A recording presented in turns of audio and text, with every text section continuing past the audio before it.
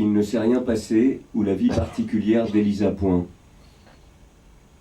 Selon toute vraisemblance, Elisa Point, de son vrai nom Alessia Innocenti, est née dans le quartier résidentiel de l'Oasis, au 7 rue Audrey Hepburn, le 10 mai d'une année où il neigeait. Audrey Hepburn tombe d'une étoile, chuchante Elisa Point, dans Limousine Party. Mais ne faudrait-il pas plutôt comprendre « Je tombe d'une étoile rue Audrey Hepburn » Elle n'a que 7 ans quand elle écrit et compose L'Assassine. Vous m'entendez là, non? Non. Attends, on va relancer le micro. Merci. Elle n'a que 7 ans quand elle écrit et compose L'Assassine. La rumeur veut que la personne photographiée sur la pochette de son premier album soit sa cousine, Laguna Maria Innocenti, présentant d'indéniables traits de ressemblance future avec l'intéressé, ayant accepté de se prêter au jeu. Et qui ensuite se serait suicidé dans un motel du nord de la Sicile. Cette deuxième hypothèse s'est trouvée confirmée par la légende entourant la chanson « Photo », et qui veut qu'elle ait été écrite pour une jeune fille anonyme, tandis que la fille James Dean, balade ambiguë, relaterait les multiples déambulations de la jeune Elisa autour de la personne qu'elle aurait enfin invitée à poser pour son portrait après l'avoir abordée, avenue Françoise Sagan. Elle se serait ensuite attachée, avant tout, à lui ressembler presque trait pour trait, comme assaillie par le remords.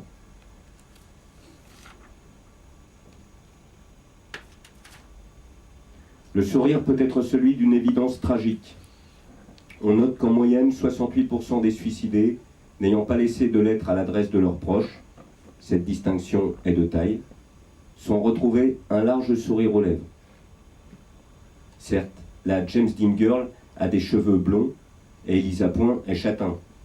Mais la photographie en noir et blanc de L'Assassine laisse deviner de façon à peine masquée cette différence capillaire.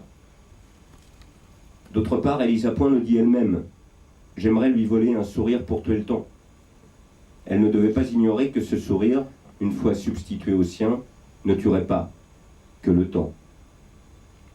La plupart des tribus primitives considéraient avec effroi la photographie comme un vol, la dérober de leur plus immatérielle réalité. Ils n'avaient pas encore perfectionné la technique qui permet de revenir dans le souvenir. Mauvaise conscience. Le photographe Francis Mackay avait, dans ses nombreuses recherches dans le domaine, remarqué le cas d'une célèbre actrice de cinéma, Louise B., possédant près de 5300 fantômes d'elle-même. L'un d'entre eux fait même une rapide intervention au sein de The Canary Murder Case, 1929, dans un miroir. Je ne veux pas devenir, chuchote Elisa Point, l'antistar absolue, dans une de ses confessions musicales. Comme Oscar Mazrat dans Le Tambour, Elisa Point décide de ne plus grandir, d'être d'une enfance incurable. D'autres deviendront à sa place. Elle reste à cet égard aussi distante de sa propre identité qu'Howard Hughes, lointain parent présent dans son œuvre.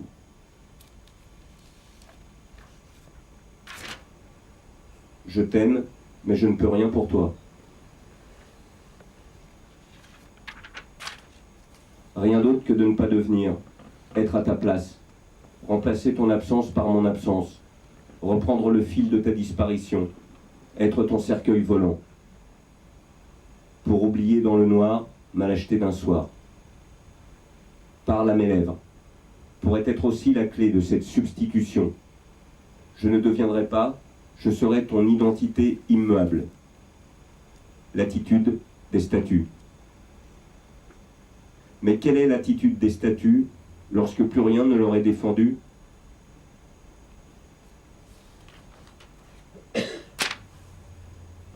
Pourquoi Elisa est-elle dédoublée dans son second album?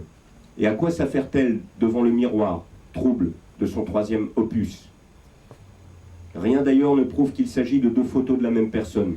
Ce pourrait tout aussi bien être elle et la victime de l'assassiné.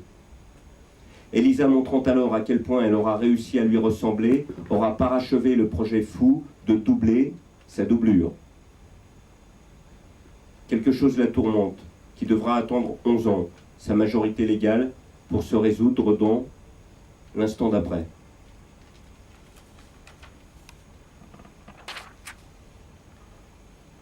Un faux air d'actrice dans un film noir, l'image arrêtée d'un souvenir parfait, et l'instant d'après, tout à l'imparfait. Extrait de Vie privée.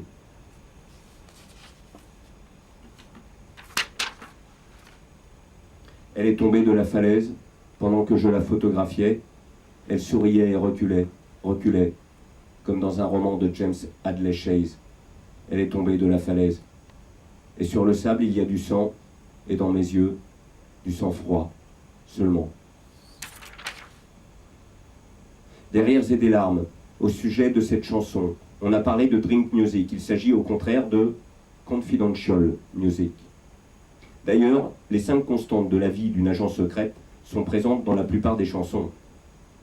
La fugacité des relations nouées avec autrui, la méfiance professionnelle, même le serveur a l'air d'un imposteur, l'ennui et l'indifférence progressive aux événements, mais avant tout, la solitude. Les longues journées passées seules, en tout cas officiellement seules, à suivre Greta Garbo dans Central Park, à St. James Park, à Paris aussi. Elisa Point avait-elle la mission express de suivre Harriet Brown jusqu'à sa mort en 1990 ?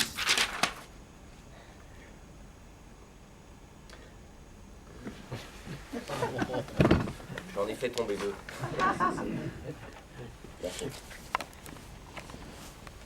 Tu n'es que ça, une île.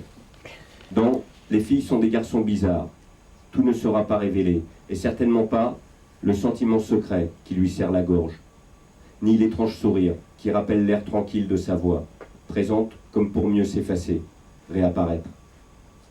Voix hypnotique qui pousse dans les cœurs des balançoires vides.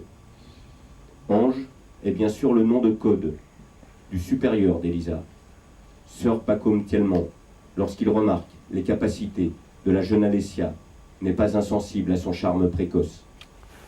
Collectionneur d'interdits, collecteur de potins pour Truman Capote, partenaire de tennis de Vladimir Nabokov, professeur particulier de tir à l'arc d'Andy Warhol, prête-nom de J.D. Salinger pour ses démarches administratives et ses locations de chambres d'hôtel. Ami discret et protecteur de toutes ses excentricités, Sir Pacôme Ange Thielman touche juste quand il nous ramène invariablement à ces éléments de l'invisibilité qui ont toujours entouré la personnalité d'Elisa Point. Leçon de chagrin et cours de joie de vivre avant le grand saut en arrière. Le ciel à chaque pas. Je m'ennuage vers une avenue.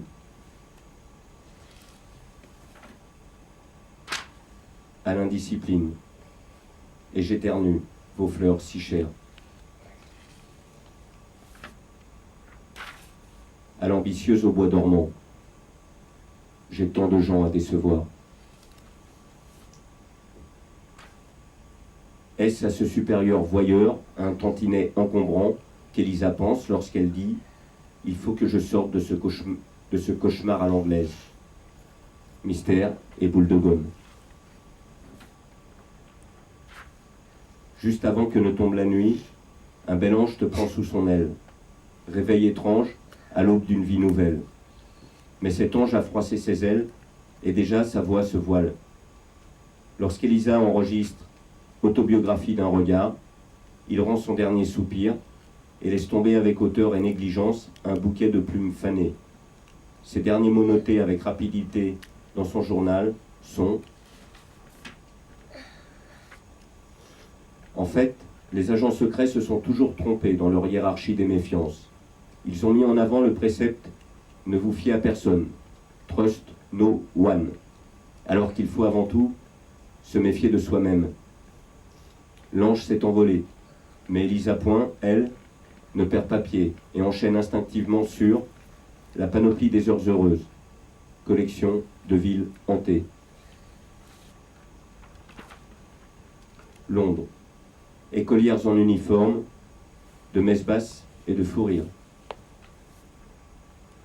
New York, taxi pour working girls en retard, pressés de mourir, enfin seuls, dans le noir. Rome en Vespa très tôt le dimanche, quand la foule est sous les draps et qu'il n'y a que moi, un bras autour des hanches, en balade avec toi. Paris, il y a dès qu'on ose un geste, des couteaux, des revolvers.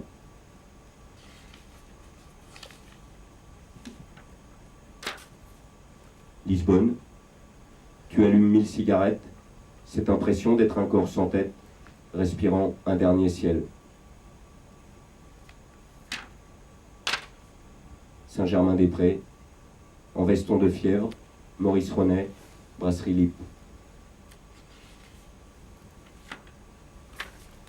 Dans la fatigue des miroirs, cette peur soudaine de se voir.